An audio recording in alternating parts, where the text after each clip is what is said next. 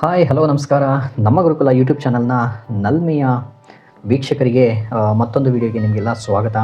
Actually Karnataka state legal services authority ಏನು ಬೆಂಗಳೂರಿನಲ್ಲಿ ಇದೆಯೋ, ಕರ್ನಾಟಕ ರಾಜ್ಯ ಕಾನೂನು ಸೇವೆಗಳ ಪ್ರಾಧಿಕಾರ, ಈ ಒಂದು ಪ್ರಾಧಿಕಾರದಲ್ಲಿ ಇವಾಗ ಖಾಲಿ ಇರುವಂತಹ ಹುದ್ದೆಗಳನ್ನು ನೇರ ನೇಮಕಾತಿ, ಸ್ಪರ್ಧಾತ್ಮಕ ಪರೀಕ್ಷೆಯನ್ನು ನಡೆಸುವ ಮೂಲಕ ಹಾಗೆಯೇ ಸಂದರ್ಶನವನ್ನು ನಡೆಸುವ ಮೂಲಕ ಒಟ್ಟಾರೆ 20 ಹುದ್ದೆಗಳ ನೇಮಕಾತಿಗೆ ಅಧಿಸೂಚನೆಯನ್ನು ಒಂದು ಹುದ್ದೆಗಳಿಗೆ ಕಳೆದ ಮೇ ತಿಂಗಳಲ್ಲೇ ಅಧಿಸೂಚನೆಯನ್ನು ಬಿಡುಗಡೆ ಮಾಡಲಾಗಿತ್ತು. ಆದರೆ ಕಾರಣಾಂತರಗಳಿಂದ ಈ ಹುದ್ದೆಗಳಿಗೆ ಅರ್ಜಿ ಸ್ವೀಕಾರ ಯಶಸ್ವಿಯಾಗಿರಲಿಲ್ಲ, ನೇಮಕಾತಿ ಪ್ರಕ್ರಿಯೆ ಮುಂದಕ್ಕೆ ಬಂದಿರಲಿಲ್ಲ. ಸೊ ಅದನ್ನು ಹೇಳಕ್ಕೆ ಹೋದರೆ ಅದು ಲಾಟ್ ಆಫ್ ಇನ್ಫಾರ್ಮೇಷನ್ ಇದೆ, ಅದು ಬೇಡ. ಇವಾಗ ಸದ್ಯಕ್ಕೆ ನಿಮಗೆ ನೇರವಾಗಿ ಈ ಹುದ್ದೆಗಳ ಬಗ್ಗೆ ಡೀಟೇಲ್ಸ್ನ ಕೊಡ್ತೀನಿ. ಬಹುಮುಖ್ಯವಾಗಿ ಕಾನೂನು ಪದವಿಯನ್ನು ಪಡೆದವರು ಈ ಹುದ್ದೆಗಳಿಗೆ ಅರ್ಜಿನ ಸಲ್ಲಿಸ್ಬೋದು. ಈ ಹುದ್ದೆಗಳಿಗೆ ಸ್ಪರ್ಧಾತ್ಮಕ ಪರೀಕ್ಷೆ ಇರುತ್ತೆ, ಹಾಗೆಯೇ ವೈವೋ ಅಂದರೆ ಸಂದರ್ಶನ ಇರುತ್ತೆ. ಸೊ ಹಾಗಾಗಿ ಈ ಹುದ್ದೆಗಳಿಗೆ ವರ್ಗೀಕರಣ ಹೇಗೆ ಮಾಡಲಾಗಿದೆ, ಹಾಗೆಯೇ ಅರ್ಜಿ ಸಲ್ಲಿಸುವ ವಿಧಾನ ಆಗಿರ್ಬೋದು, ಸ್ಪರ್ಧಾತ್ಮಕ ಪರೀಕ್ಷೆ ಆಗಿರ್ಬೋದು, ಈ ಎಲ್ಲ ಮಾಹಿತಿಗಳನ್ನು ಇಂದಿನ ವಿಡಿಯೋದಲ್ಲಿ ತಿಳಿಸ್ಕೊಡ್ತಾ ಇದ್ದೀನಿ. ಯಾರು ಸರ್ಕಾರಿ ಹುದ್ದೆಗಳಲ್ಲಿ ಸೇರ್ಕೋಬೇಕು ಅಂದ್ಕೊಂಡಿದ್ದಾರೋ, ಅದರಲ್ಲೂ ಸಹ ಕಾನೂನು ಸೇವೆಗಳ ಒಂದು ಕ್ಷೇತ್ರದಲ್ಲಿ ಅವರು ಈ ಹುದ್ದೆಗಳಿಗೆ ಬೇಗ ಅರ್ಜಿ ಸಲ್ಲಿಸಿ ಅಂತ ಹೇಳ್ತಾ ವಿಡಿಯೋದ ಫುಲ್ ಇನ್ಫಾರ್ಮೇಷನ್ನ ಸ್ಟಾರ್ಟ್ ಮಾಡ್ತಾ ಇದ್ದೀನಿ. ನೋಡೋಣ ಬನ್ನಿ. ಸೊ ಈ ಒಂದು ಪ್ರಾಧಿಕಾರದಲ್ಲಿರುವಂತಹ ಹುದ್ದೆಗಳು, ಕರ್ನಾಟಕ ರಾಜ್ಯ ಕಾನೂನು ಸೇವೆಗಳ ಪ್ರಾಧಿಕಾರದಲ್ಲಿ ಇವಾಗ ಶಾಖಾಧಿಕಾರಿಗಳು ಅಂದರೆ ಸೆಕ್ಷನ್ ಆಫೀಸರ್ ಅಂತೇಳಿ 18 ಹುದ್ದೆಗಳು RPC ಉಳಿಕೆ ಮೂಲ ವೃಂದದ ಅಡಿನಲ್ಲಿ ಬರ್ತವೆ. 2 ಹುದ್ದೆಗಳು ಕಲ್ಯಾಣ ಕರ್ನಾಟಕದ ಅಡಿನಲ್ಲಿ ಮೀಸಲಾತಿ ಅಡಿನಲ್ಲಿ 2 ಹುದ್ದೆಗಳಿದ್ದಾವೆ. ಸೊ ಈ ಹುದ್ದೆಗಳಿಗೆ ಆಸಕ್ತರು ಅರ್ಜಿ ಸಲ್ಲಿಸ್ಬೋದು. ಮೊದಲಿಗೆ ನಾನು ಯಾವ್ಯಾವ ಒಂದು ಅಭ್ಯರ್ಥಿಗಳಿಗೆ ಅಂದರೆ ಪ್ರವರ್ಗದ ಅಭ್ಯರ್ಥಿಗಳಿಗೆ ಹಾಗೆಯೇ ಮೀಸಲಾತಿ ಅಡಿನಲ್ಲಿ ಎಷ್ಟು ಹುದ್ದೆಗಳಿದ್ದಾವೆ ಅನ್ನೋ ಒಂದು ಚಾರ್ಟನ್ನು ನಿಮಗೆ ತೋರಿಸ್ಕೊಡ್ತಾ ಇದ್ದೀನಿ. ಉಳಿಕೆ ಮೂಲ ವೃಂದದ ಅಡಿನಲ್ಲಿ ಒಟ್ಟಾರೆ 18 ಹುದ್ದೆಗಳಿದ್ದಾವೆ, ಶಾಖಾಧಿಕಾರಿಗಳು, ಸೆಕ್ಷನ್ ಆಫೀಸರ್ಗಳು ಹುದ್ದೆಗಳು. ಸೊ ಈ ಹುದ್ದೆಗಳಲ್ಲಿ ನೀವು ಮೀಸಲು ರಹಿತ ಒಂದು ಸಾಮಾನ್ಯ ಅಭ್ಯರ್ಥಿಗಳಲ್ಲಿ 2 ಅಂದರೆ ಎಲ್ಲ ಕೆಟಗರಿಗಳಿಗೂ ಸಹ ಮೀಸಲು ರಹಿತ ಅಭ್ಯರ್ಥಿಗಳು ಯಾವ್ಯಾವ ವರ್ಗದಿಂದ ಅಂತೇಳಿ 10 ಹುದ್ದೆಗಳಿದ್ದಾವೆ. ಹಾಗೆಯೇ ಮಹಿಳಾ ಅಭ್ಯರ್ಥಿಗಳಿಗೆ 4 ಹುದ್ದೆಗಳು, ಗ್ರಾಮೀಣ ಅಭ್ಯರ್ಥಿಗಳಿಗೆ 3 ಹುದ್ದೆಗಳು, ಇನ್ನು ವಿಶೇಷ ವಿಕಲಚೇತನ ಅಭ್ಯರ್ಥಿಗಳಿಗೆ 1 ಹುದ್ದೆ ಸೇರಿ ಒಟ್ಟಾರೆ 18 ಹುದ್ದೆಗಳು ಇರುವಂಥದ್ದು. ಸೊ ಅದರಲ್ಲಿ ಯಾವ್ಯಾವ ಕೆಟಗರಿ ಎಷ್ಟೆಷ್ಟು ಅಂತ ಅಲ್ಲೂ ಸಹ ನೋಡ್ಕೋಬೋದು ನೀವು. ಈ ಒಂದು ಹುದ್ದೆಗಳಿಗೆ ವೇತನ ಶ್ರೇಣಿ ಎಷ್ಟಿರುತ್ತೆ ಅನ್ನೋದನ್ನು ನೋಡಿದಾಗ 69,250ರಿಂದ ಆರಂಭವಾಗಿ 1,34,200ರವರೆಗೆ ಒಂದು ವೇತನ ಶ್ರೇಣಿ ಇರುತ್ತೆ. ಸೊ ಹಾಗೆಯೇ ಏನು ಜನವರಿನಲ್ಲಿ ಕರ್ನಾಟಕ ಸರ್ಕಾರ ನಿರ್ಧಾರ ಮಾಡ್ತೋ ಒಂದು ಅವಕಾಶವಾಗಿ 5 ವರ್ಷಗಳ ವಯೋಮಿತಿ ಸಡಿಲಿಕೆ ನಿಯಮವನ್ನು ಸಹ ಈ ಒಂದು ಹುದ್ದೆಗಳ ನೇಮಕಾತಿನಲ್ಲಿ ಅನ್ವಯ ಆಗ್ತಿದೆ. ಅದ್ರ ಪ್ರಕಾರ ಸಾಮಾನ್ಯ ಅಭ್ಯರ್ಥಿಗಳಿಗೆ ಅರ್ಜಿ ಸಲ್ಲಿಸಲಿಕ್ಕೆ ಕನಿಷ್ಠ 18 ವರ್ಷ ಆಗಿರಬೇಕು, ಗರಿಷ್ಠ 40 ವರ್ಷದವರೆಗೆ. ಇನ್ಸ್ಟೆಡ್ ಆಫ್ 35 ಇಯರ್ಸ್ 40 ವರ್ಷದವರೆಗೆ. OBC ವರ್ಗದವರು 2A 2B 3A 3B instead of 38 43 ಇಯರ್ಸ್ವರೆಗೆ ಅರ್ಜಿ ಸಲ್ಲಿಸಲಿಕ್ಕೆ. ಹಾಗೆಯೇ SC ST ಇತರೆ ಹಿಂದುಳಿದ ವರ್ಗಕ್ಕೆ ಸೇರಿದ ಪ್ರವರ್ಗ 1 ಈ ಒಂದು ಅಭ್ಯರ್ಥಿಗಳು ಇನ್ಸ್ಟೆಡ್ ಆಫ್ 45 ಇಯರ್ಸ್ವರೆಗೆ ಅರ್ಜಿ ಸಲ್ಲಿಸಲಿಕ್ಕೆ ಅವಕಾಶವನ್ನು ನೀಡಲಾಗ್ತಿದೆ. 20/7/2020ಕ್ಕೆ ಕರೆಕ್ಟಾಗಿ ನಿಮಗೆ ಈ ಒಂದು ಗರಿಷ್ಠ ವಯೋಮಿತಿ ಮೀರಿರಬಾರ್ದು, ಹಾಗೆಯೇ ಕನಿಷ್ಠ 18 ವರ್ಷ ಆಗಿರಬೇಕು. ವಿದ್ಯಾರ್ಹತೆ ಬಂದಾಗ LLB ಪದವಿಯನ್ನು ಪಡೆದಿರಬೇಕು. ಸೊ ಈ ಒಂದು ಮಾಹಿತಿ ನಿಮಗೆ ವಿದ್ಯಾರ್ಹತೆಯ ಬಗ್ಗೆ ನೆನಪಿರಲಿ. ನೆಕ್ಸ್ಟು ಅರ್ಜಿ ಶುಲ್ಕ ಈ ಹುದ್ದೆಗಳಿಗೆ ₹1,000 ಯಾರಿಗೆ ಜನರಲ್ ಕೆಟಗರಿ OBC ಅವರಿಗೆ 1000 ರೂಪೀಸ್ ಅರ್ಜಿ ಶುಲ್ಕ ಇದೆ. ಇನ್ನು SC ST ಹಾಗೆಯೇ ಪ್ರವರ್ಗ 1 ಹಾಗೆಯೇ ವಿಶೇಷ ಚೇತನ ಅಭ್ಯರ್ಥಿಗಳಿಗೆ ₹500 ನಿಗದಿ ಮಾಡಲಾಗಿದೆ. ಆನ್ಲೈನ್ ಅಪ್ಲಿಕೇಶನ್ ಸಲ್ಲಿಸಬೇಕಾದ್ರೆ UPI, net banking, debit card gateway ಮೂಲಕ ಅರ್ಜಿ ಶುಲ್ಕವನ್ನು ಪಾವತಿ ಮಾಡ್ಬೋದಾಗಿರುತ್ತೆ. ಸೊ ಇತರೆ ಸೂಚನೆಗಳನ್ನ ನೀವು ಓದ್ಕೊಳ್ಳಿ, ಅದೇನು ಅಷ್ಟೊಂದು ಇಂಪಾರ್ಟೆಂಟ್ ಅಲ್ಲ. ಲಾಸ್ಟ್ ಡೇಟು ಅರ್ಜಿ ಸಲ್ಲಿಸಲಿಕ್ಕೆ ಆಗಸ್ಟ್ 19, 2026. ಸೊ ಈ ಹುದ್ದೆಗಳಿಗೆ ಅರ್ಜಿ ಸಲ್ಲಿಸಿ ಸ್ಪರ್ಧಾತ್ಮಕ ಪರೀಕ್ಷೆಯಲ್ಲಿ ಉತ್ತಮ ಅಂಕ ಪಡೆದು ಆಯ್ಕೆಯಾದವರಿಗೆ 2 ವರ್ಷ ಅವಧಿಗೆ ಅಥವಾ ಅಗತ್ಯವಿದ್ದರೆ ವಿಸ್ತರಿಸಬಹುದಾದ ಅಂದರೆ ಎಕ್ಸ್ಟೆಂಡೆಬಲ್ ಡೇಟ್ಸು ಪರಿವೀಕ್ಷಣಾರ್ಥಿಗಳಾಗಿರ್ತಾರೆ, ಅಂದರೆ ಪ್ರೊಬೇಷನರಿ ಅವಧಿನಲ್ಲಿರ್ತಾರೆ. ಆಯ್ಕೆ ವಿಧಾನಗಳನ್ನ ನೋಡಿಬಿಡೋಣ. ಆಫ್ಲೈನ್ ಮಾದರಿ ವಸ್ತುನಿಷ್ಠ ಪ್ರಶ್ನೆಗಳೊಂದಿಗೆ OMR ಮಾದರಿ ಇರುತ್ತೆ. ಪತ್ರಿಕೆ 1 ಪತ್ರಿಕೆ 2 ಎರಡೂ ಸಹ ಇರುತ್ತೆ. ಸ್ಪರ್ಧಾತ್ಮಕ ಪರೀಕ್ಷೆಗಳನ್ನು ಬೆಂಗಳೂರಿನಲ್ಲಿ ಬಹುಮುಖ್ಯವಾಗಿ ನಡೆಸಲಾಗುವಂಥದ್ದು.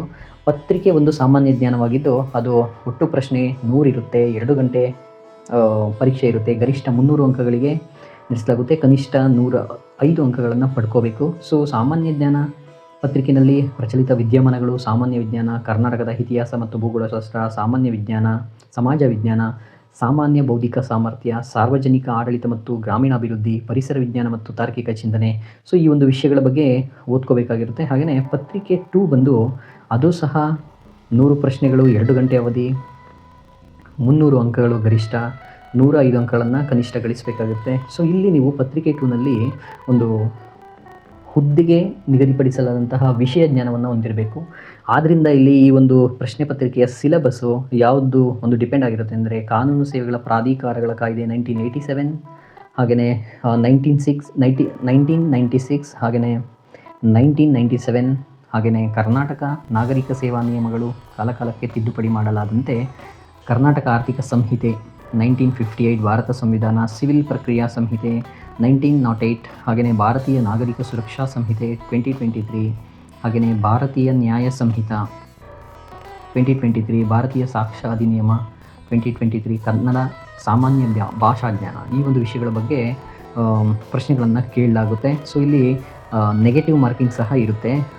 4/1 ಅಂಕಗಳನ್ನು ತಪ್ಪು ಉತ್ತರಕ್ಕೆ ಕಳೆಯಲಾಗುತ್ತೆ, ಅಂದರೆ 0.75 ಅಂಕಗಳನ್ನು ಕಡಿತಗೊಳಿಸಲಾಗುತ್ತೆ ಅಂತ ಹೇಳಿದ್ದಾರೆ.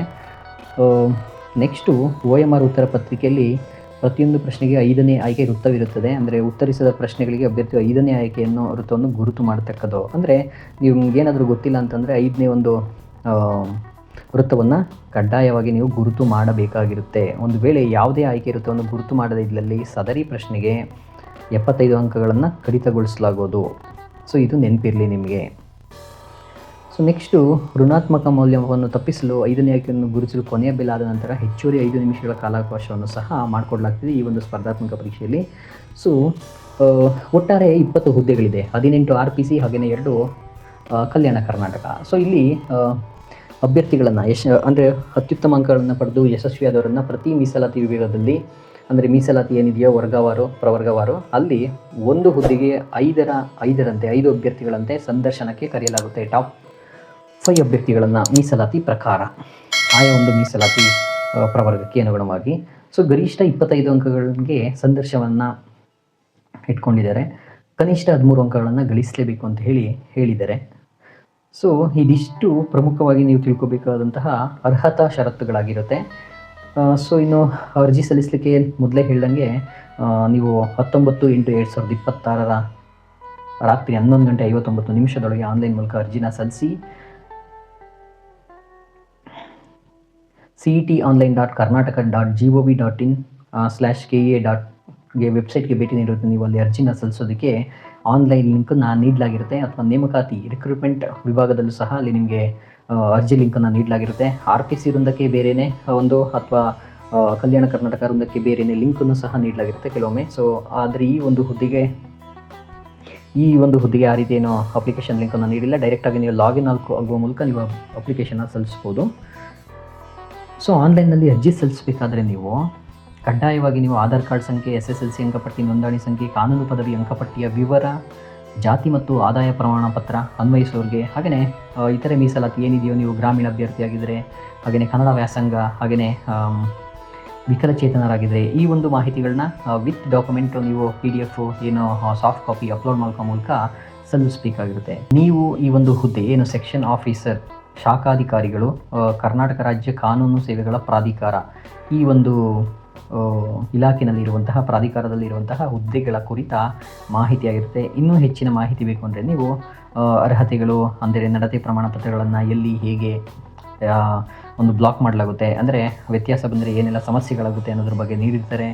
ಸೊ ಇದಿಷ್ಟು ಈ ಹುದ್ದೆಯ ಮಾಹಿತಿ. ಮತ್ತೊಂದು ವಿಡಿಯೋದಲ್ಲಿ ಮತ್ತೊಂದು ಉದ್ಯೋಗ ಹಾಗೆ ಶಿಕ್ಷಣ ಮಾಹಿತಿಯೊಂದಿಗೆ ಸಿಗೋಣ ಅಂತ ಹೇಳ್ತಾ ಈ ವಿಡಿಯೋನ ಇಲ್ಲಿಗೆ ಮುಗಿಸ್ತಾ ಇದ್ದೀನಿ. ನಿಮಗೇನಾದರೂ ಈ ಹುದ್ದೆ ಬಗ್ಗೆ ಡೌಟ್ಸ್ ಇದ್ದರೆ, ಅಥವಾ ಶಿಕ್ಷಣ ಉದ್ಯೋಗಕ್ಕೆ ಸಂಬಂಧಪಟ್ಟಂತಹ ಯಾವುದೇ ಮಾಹಿತಿಗಳ ಬಗ್ಗೆ ಡೌಟ್ಸ್ ಇದ್ದರೆ ಕಮೆಂಟ್ ಮಾಡುವ ಮೂಲಕ ಪ್ರಶ್ನೆಗಳನ್ನು ಕೇಳಿ ನಾನು ಖಂಡಿತ